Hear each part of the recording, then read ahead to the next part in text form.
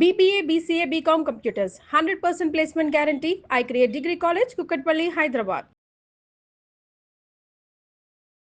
నమస్తే, మీరు చూస్తున్న సుమన్ టీవీ. నేను మీ కీర్తి.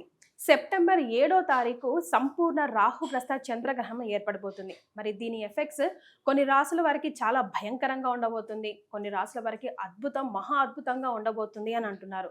ఇందులో నిజమెంత, ఏ రాసుల వారు జాగ్రత్తలు పాటించాలి, ఏ రాసుల వారు ఖచ్చితంగా రెమెడీస్ ని పాటించాలి అన్న వివరాలు మనకి తెలియజేయడానికి మనతో పాటు ఉన్నారు. 2009 నుంచి 30,000కు పైగా జాతకాల పరిశీలన చేసి 2013 నుంచి 1,000 మందికి పితృదోష నివారణ కార్యక్రమాలు చేయించిన ప్రముఖ ఆస్ట్రాలజర్ బ్రహ్మశ్రీ నందిబట్ల శ్రీహరి శర్మ గురుగారు మనతో పాటు ఉన్నారు.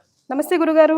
వాగర్థావివ సంపృక్తౌ వాగర్థ ప్రతిపత్తయే జగతః పితరౌ వందే పార్వతీ పరమేశ్వరౌ ఆదిత్యాయ చ సోమాయ మంగళాయ బుధాయ చ గురుశుక్ర శనిభ్యశ్చ రాహవే కేతవే నమః. శృంగేరి జగద్గురు పీఠాధిపతులకి, కంచి పీఠాధిపతులకి నమస్కారములు తెలియచేసుకుంటూ కార్యక్రమాన్ని ప్రారంభిద్దాం. గురుగారు, ఇందాక నేను చెప్పినట్టుగా సెప్టెంబర్ 7వ తారీఖున రాహుగ్రస్త చంద్రగ్రహణం సంపూర్ణంగా భారతదేశంలో అయితే ఉండబోతుంది అంటున్నారు. వివిధ రాసుల వారికి చాలా భయంకరంగా ఉంది, కొంతమందికి అద్భుతంగా ఉంది అని అంటున్నారు. చాలా చాలా భయభ్రాంతులకి గురవుతున్నారు. సో దాని మీరు కరెక్ట్గా మా అందరికి దారి చూపిస్తారని ఒక నమ్మకం గురుగారు. తప్పకుండానమ్మా. అంటే చాలా ప్రసార మాధ్యమాలలో కొన్ని రాశులలో జన్మించినటువంటి వాళ్ళకి అద్భుతంగా రాజయోగాలు, కొన్ని రాశులలో జన్మించినటువంటి వాళ్ళకి మధ్యమ ఫలితాలు, కొన్ని రాశులలో జన్మించినటువంటి వాళ్ళకి పూర్తిగా అధమ ఫలితాలు అని చెప్పి కొంతమందికి సంతోషాన్ని, కొంతమందికి బాధని కలిగించే విధంగా అనేక కార్యక్రమాలు మనం ఈ మధ్య చూస్తున్నాం. వాస్తవానికి ఆ చెప్పినటువంటి రాశుల్లో అందరికీ రాజయోగాలు పడుతున్నాయా? ప్రారబ్ధ కర్మ కూడా. అంటే దీన్ని ఎలా మనం గుర్తించాలి? ఈ ప్రారబ్ధ కర్మ అనేటువంటిది ఒక వ్యక్తి యొక్క జన్మ జాతకాన్ని అనుసరించి ఆ వ్యక్తి జన్మించిన లగ్నాన్ని బేస్ చేసుకొని ఆ ప్రారబ్ధ కర్మ ఎంతవరకు ఉంది. ఈ గ్రహణ ప్రభావము కుంభరాశిలో 7వ తారీఖు సెప్టెంబర్ 2025 సంవత్సరం రాత్రి 9:57 ప్రారంభమయ్యేటువంటి సంపూర్ణ చంద్రగ్రహణం మధ్యరాత్రి 1:27 పూర్తవుతుంది. మధ్య మోక్షకాలం 11:52 నుంచి దాదాపు 8 నిమిషాల పాటు ఆ యొక్క సంపూర్ణముగా అదృశ్యమైపోతుంది చంద్రుడు. ఈ విధమైనటువంటి గ్రహణ ప్రభావము పాత గణిత పంచాంగాల ప్రకారం శతభిష మరియు పూర్వభాద్ర నక్షత్రంలో జన్మించినటువంటి వాళ్ళకి, దృగ్గణిత ప్రకారము కేవలం పూర్వభాద్ర నక్షత్రంలో జన్మించినటువంటి వాళ్ళకి ఈ యొక్క సంబంధించినటువంటిది ఏర్పడబోతుంది ఆ నక్షత్రంలో అని చెప్పి.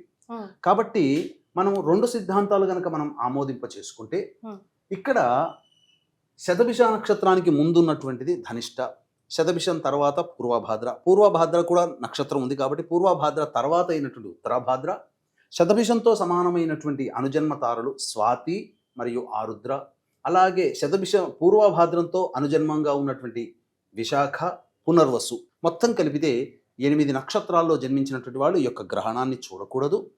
అలాగే ఈ సంబంధించినటువంటిది ధనిష్ట, శతభిషం, పూర్వభాద్ర, ఉత్తరభాద్ర, స్వాతి, ఆరుద్ర, పునర్వసు, విశాఖ, ఈ 8 నక్షత్రాల్లో జన్మించిన వాళ్ళు ఈ యొక్క గ్రహణ ప్రభావాన్ని అనగా గ్రహణాన్ని చూడకూడదు. గ్రహణ ప్రభావం ఈ 8 నక్షత్రాల్లో జన్మించిన వాళ్ళకి ఎక్కువగా ఉంటుంది.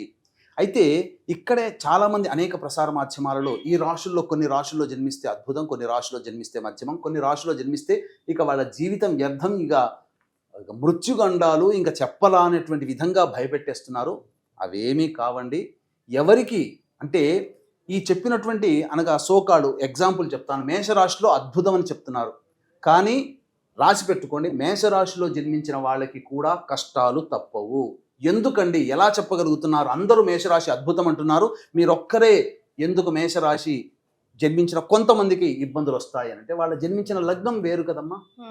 కాబట్టి ఈ వివరాలు అనేటువంటివి కూడా మనం కూలంకషంగా మనం కార్యక్రమంలో ఎటువంటి పరిహారాలు చేసుకోవాలి అనేటువంటి విషయాల గురించి, ఏ ఏ రాశుల్లో జన్మించినటువంటి వాళ్ళకి, ఏ ఏ లగ్నాలు రాశుల్లో జన్మించిన వాళ్ళకి అద్భుతంగా ఉండబోతుంది, ఏ లగ్నాలు ఏ రాశుల్లో జన్మించిన వాళ్ళకి మధ్యమం, ఏ లగ్నాలు ఏ రాశుల్లో జన్మించినటువంటి వాళ్ళకి మధ్యం అనేది విడమరిచి మీకు తెలియచేయడం జరుగుతుంది. ఈ కార్యక్రమాన్ని ఆశాంతం వీక్షించండి, అద్భుతమైనటువంటి మీకు విషయాలు మీకు తెలియచేయడం జరుగుతుంది. గురుగారు, మరి మేష, వృషభ, మిథున రాశి వారికి గ్రహణ ప్రభావం ఎలా ఉంటుందో తెలియజేస్తారా? మేష రాశిలో జన్మించినటువంటి వారికి గ్రహణం అనేటువంటిది లాభస్థానంలో ఏర్పడబోతుంది.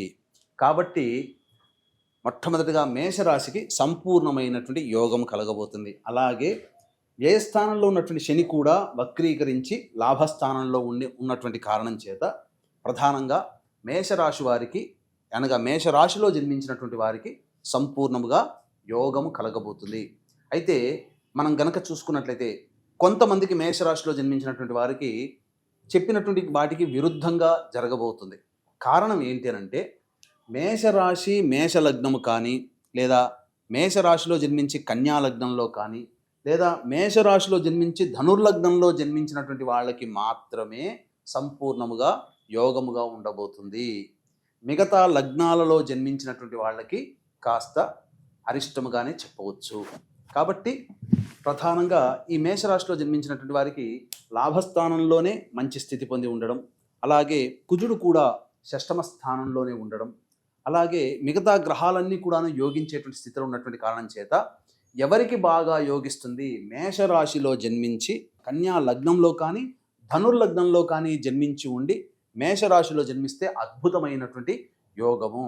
అలాగే మేషరాశిలో జన్మించి ఉండి వృషభ లగ్నము కానీ అలాగే సింహలగ్నము కానీ అలాగే ఈ సంబంధించినటువంటి మకర లగ్నము కానీ అలాగే తులా లగ్నంలో కానీ జన్మించి గనక ఉన్నట్లయితే వాళ్ళకి మధ్యమమైనటువంటి ఫలితము లభిస్తుంది.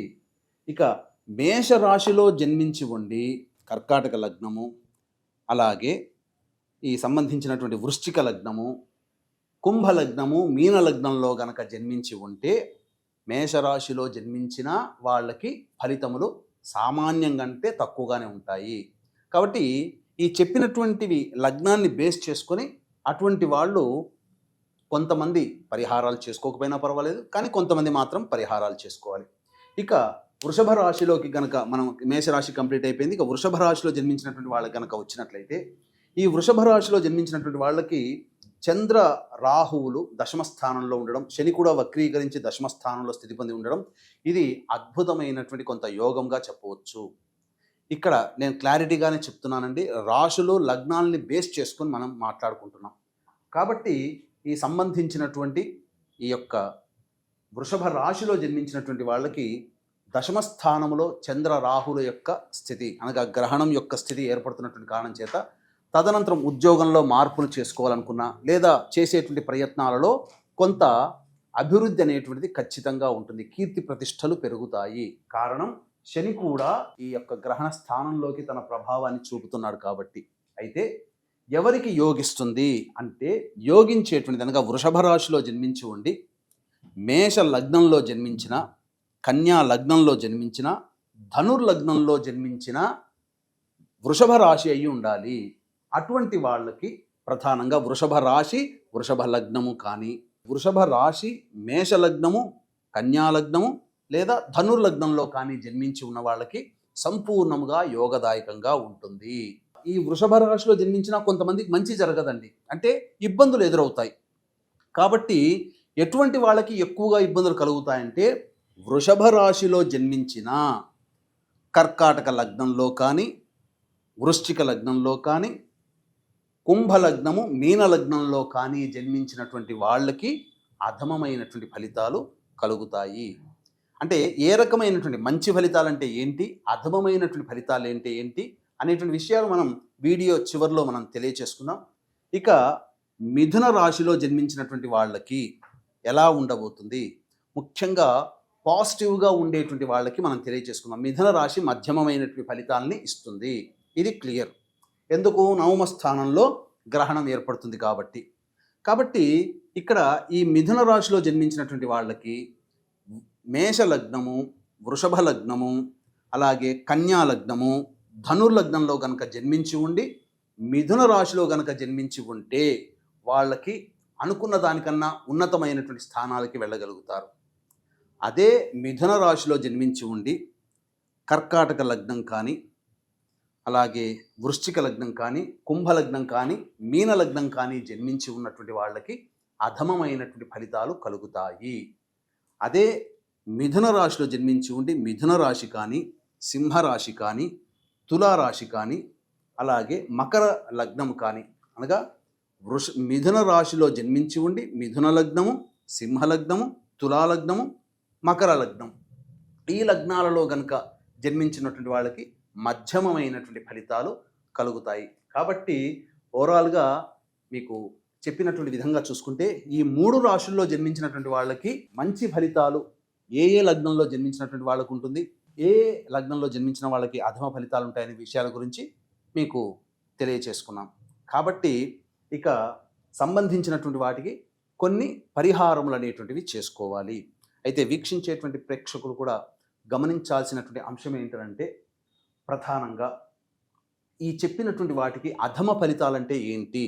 అధమ ఫలితములు అని అంటే ప్రధానంగా చేస్తున్నటువంటి పనులలో ఆటంకాలు ఉంటాయి, అలాగే ఉద్యోగ విషయంలో మార్పులు అనేటువంటివి చేయకూడదు, ఉన్న ఉద్యోగంలోనే కంటిన్యూ అయ్యే ప్రయత్నం చేయండి, ధనాన్ని నష్టపోతారు కాబట్టి పెట్టుబడులు పెట్టకండి, ఇలా మనం చెప్పబడింది. ఎవరిని గుడ్డిగా నమ్మి ఫాలో అవ్వకండి, ఇలా మనం చెప్పబడినటువంటిది.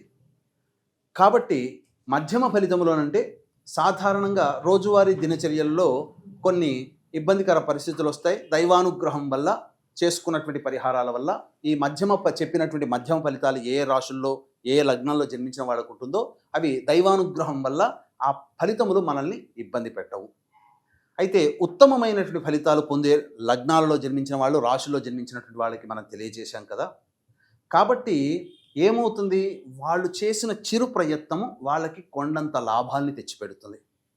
కొద్దిగా దైవానుగ్రహాన్ని పొందితే అమేయమైనటువంటి బలాన్ని వీళ్ళు పొందగలుగుతారు, యోగాన్ని కూడా పొందగలుగుతారు. ఇక్కడ మేషరాశిలో జన్మించినప్పటికీ కూడా జన్మించిన లగ్నాలు కొన్ని గనక అనగా కర్కాటక, వృశ్చిక మరియు కుంభ, మీన లగ్నాల్లో జన్మించి ఉంటే వాళ్ళకి అధమమైనటువంటి ఫలితాలు. మేషరాశి అద్భుతంగా చెప్పారు కదండి, మాకు ఏం జరగట్లేదని కూడా వాపోయే వాళ్ళు ఉంటారు. కారణం ఇది. ఇక్కడ ప్రధానంగా లగ్నాలు చూసుకోవాలి. కాబట్టి ఇక్కడ అధమమైనటువంటి ఫలితాలు అన్నప్పుడు ఏమవుతుందనంటే, మనకు ఉదాహరణకి మనం ఏదైనా స్టాక్స్లో కానీ పెట్టుబడులు పెట్టినప్పుడు ఒక 1000 రూపాయలు పెట్టామనుకోండి, మనకు 700 రూపాయలు పోయి మనకు కేవలం 300 రూపాయలు నష్టంలో ఉంటాం. అదే పరిహారాలు కనుక పాటించుకోలేకపోతే 1000కి 1000కి కాకుండా అదనంగా నష్టపోతాం. దైవానుగ్రహాన్ని కనుక పొందే ప్రయత్నం చేస్తే 1000లో కొంత భాగం, ఒక పావు భాగం మాత్రమే నష్టపోయి మిగతాదంతా సేఫ్ సైడ్లో ఉంటాం. దైవానుగ్రహం లేకపోతే 1000కి 1000 2 రెట్లు అదనంగా మనం నష్టపోవాల్సినటువంటి పరిస్థితి వస్తుంది. కాబట్టి ఈ తేడాను దృష్టిలో పెట్టుకొని నా వ్యక్తిగతమైనటువంటి అభిప్రాయం ప్రకారం అయితే చెప్పినటువంటి విధంగా మేషరాశి బాగుంది అని చెప్పినప్పటికీ కూడా మేషరాశి కర్కాటక, వృశ్చిక, కుంభ, మీన లగ్నాల్లో జన్మించి ఉండకుండా మిగతా లగ్నాల్లో జన్మించినటువంటి వాళ్ళకి మంచి జరుగుతుంది. మేషరాశిలో జన్మించి ఉండి చెప్పినటువంటి కర్కాటక, వృశ్చిక, కుంభ, మీన లగ్నాల్లో కనుక జన్మించి ఉంటే వాళ్ళకి కష్టములు తప్పవు. కాబట్టి ఈ యొక్క మేష, వృషభ, మిథున రాశిలో జన్మించినటువంటి వాళ్ళు కూడా దైవానుగ్రహాన్ని పొందక తప్పని పరిస్థితి అని చెప్పవచ్చు. మరి ఈ 3 రాశుల వారు కూడా ఎలాంటి పరిహారాలు పాటించాలంటారు గురుగారు? పరిహారాల విషయానికి వస్తేనమ్మా, ఏ సమస్యకైనా 2 రకాల పరిష్కార మార్గాలు అనేటువంటివి ఉంటాయి. ఒకటి మానవ పరిష్కారం, 2 దైవ పరిష్కారం.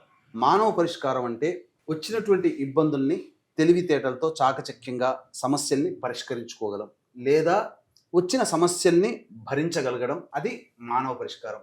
కానీ దైవ పరిష్కారంతో పాటు మానవ పరిష్కారం కనుక ఉన్నట్లయితే తప్పకుండా ఆ మనిషి ఇబ్బందుల నుంచి బయటపడతారు. దైవ పరిష్కారం అంటే దైవానుగ్రహాన్ని పొందే ప్రయత్నం చేయడం. అయితే ఈ గ్రహణ సందర్భంగా ఈ మేష, వృషభ, మిథున రాశులలో జన్మించినటువంటి వాళ్ళు సాధారణంగా మంత్ర పరిష్కారం కనుక చేసుకోలేరు. కాబట్టి అందరికీ ఉపయుక్తంగా ఉండే విధంగా మేష, వృషభ, మిథున రాశులలో జన్మించినటువంటి వాళ్ళకి 7వ తారీఖు గ్రహణం మధ్యరాత్రి సంభవిస్తుంది. కాబట్టి 8వ తారీఖు రోజున మళ్ళీ నెక్స్ట్ ఆ పూర్వభాద్ర నక్షత్రం 8వ తారీఖు రాత్రి 10 గంటల వరకు ఉన్నది. కాబట్టి సాయంత్రం 6 గంటలకి 8వ తారీఖు సాయంత్రం 6 గంటలకి ఈ మేష, వృషభ, మిథున రాశులలో జన్మించినటువంటి వాళ్ళకి ఈ సంబంధించినటువంటి గ్రహణ దోష నివారణ పూజలు, హోమాలు అంటే దుర్గా సూక్త పారాయణము, రాహుగ్రహము, చంద్రగ్రహ జపము, అలాగే సంబంధించినటువంటి శనిగ్రహ జపము, లక్ష్మీ సూక్త పారాయణం కూడా జరిపించి ఈ సంబంధించినటువంటి దేవతల యొక్క హోమాది కార్యక్రమాలు అతి సామాన్య మానవుడు కూడా పాల్గొనే విధంగా చేయించడం జరుగుతుంది. ఈ కార్యక్రమంలో నమోదు చేసుకున్నటువంటి వాళ్ళకి శక్తిపాతము చేయబడినటువంటి కరుంగలి మాల అనేటువంటిది మీకు అందించడం జరుగుతుంది. అవకాశం ఉన్న వాళ్ళు కార్యక్రమ తదనంతరం కాంటాక్ట్ చేసి పూర్తి వివరాలు తెలుసుకోవచ్చు. అలాగే మీకు మీరుగా చేసుకోగలిగినటువంటిది ఏమిటి అని అంటే, ఒక కంచు పాత్ర కానీ లేదా ఒక ఇత్తడి పాత్ర కానీ లేదు కనీసం ఒక మట్టి ప్రమిదనైనా కానీ, అంటే మట్టి పాత్ర చిన్నది ప్లేట్ లాగా ఉండేది తీసుకొని దాంట్లో వెండి చంద్రబింబము, వెండి సర్పబింబము, అలాగే సంబంధించినటువంటిది సూర్యబింబం కూడా పెట్టుకుంటే మంచిది. పెట్టుకొని, ఎందుకనంటే గ్రహణం తరువాత 21 సెప్టెంబర్ నాడు కూడా సూర్యగ్రహణం వస్తుంది కాబట్టి కొంత ఎఫెక్ట్ పడుతుంది ఖచ్చితంగా. ఎందుకంటే ఇక్కడ మనకు సంభవించని, మనకు కనబడకపోయినా ప్రపంచవ్యాప్తంగా ఏర్పడుతున్నటువంటి వాటికి మనం తప్పక కొంత పే చేసుకోవాలి తప్పదు. కాబట్టి ఈ సంబంధించినటువంటి సూర్య బింబము, చంద్రబింబము, అలాగే ఈ సంబంధించినటువంటి నాగబింబం, ఇవన్నీ కూడా ఆ పాత్రలో వేసి అది మునిగిపోయే విధంగా ఆవు నెయ్యి వేసి 8వ తారీఖు రోజున స్నానం ఆచరించి దేవాలయానికో లేకపోతే వాళ్ళకి దగ్గరలో ఉన్న పండితుల్ని ఇంటికి పిలిపించుకొని సంకల్పం చేయించుకొని ఆ సంబంధించినటువంటి ఆ పాత్రలో ఉన్నటువంటి నెయ్యిలో తమ యొక్క బింబం, తన ముఖాన్ని ఈ విధంగా చూసుకొని అప్పుడు మినుములు, బియ్యము, కొన్ని నువ్వులు, నల్ల నువ్వులు, ఇవి వస్త్ర సహితముగా బ్రాహ్మణుడికి సంకల్పం విధానంగా చెప్పుకొని దానము గనక చేసినట్లయితే తప్పకుండా వాళ్ళకి దోష పరిహారం తగ్గుతుంది. భవిష్యత్తులో అంటే ఎలాంటి దోషం వస్తుందండి అని చెప్పవచ్చు, కానీ అది అనుభవిస్తే తప్ప మనం చెప్పలేం. కాబట్టి ఎవ్వరు కూడా ఈ గ్రహణానికి సంబంధించినటువంటి వాటికి వచ్చే విపత్తుల్ని మనం అంచనా వేయలేము. ప్రకృతి విపత్తులు రావచ్చు, అలాగే సంఘజీవిగా మనం ఉన్నాం కాబట్టి మనకు కూడా ఎఫెక్ట్ రావచ్చు. కాబట్టి జాగ్రత్తగా దీని యొక్క ప్రభావము దీపావళి పండుగ వరకు ఉంటుంది. కాబట్టి ఖచ్చితంగా మీరు ఆచరించక తప్పని పరిస్థితి అని చెప్పడంలో ఏమాత్రం సందేహం లేదు. అవకాశం ఉంటే చక్కగా మన పీఠమాధ్వర్యంలో జరిగే గ్రహణ దోష నివారణ కార్యక్రమం 8వ తారీఖు రోజున సాయంత్రం 6 గంటలకు ప్రారంభమవుతుంది. కాబట్టి 5 గంటల లోపల మీరు ఆ యొక్క కార్యక్రమంలో నమోదు చేసుకోవచ్చు. చాలా సంతోషం గురుగారు. 3 రాశుల వారికి ఎలాంటి ఎఫెక్ట్ ఉండబోతుంది, ఎలాంటి పరిహారాలు పాటించాలో కూడా సూచించారు. ధన్యవాదాలు. సర్వం శ్రీ ఉమామహేశ్వర పరబ్రహ్మార్పణమస్తు.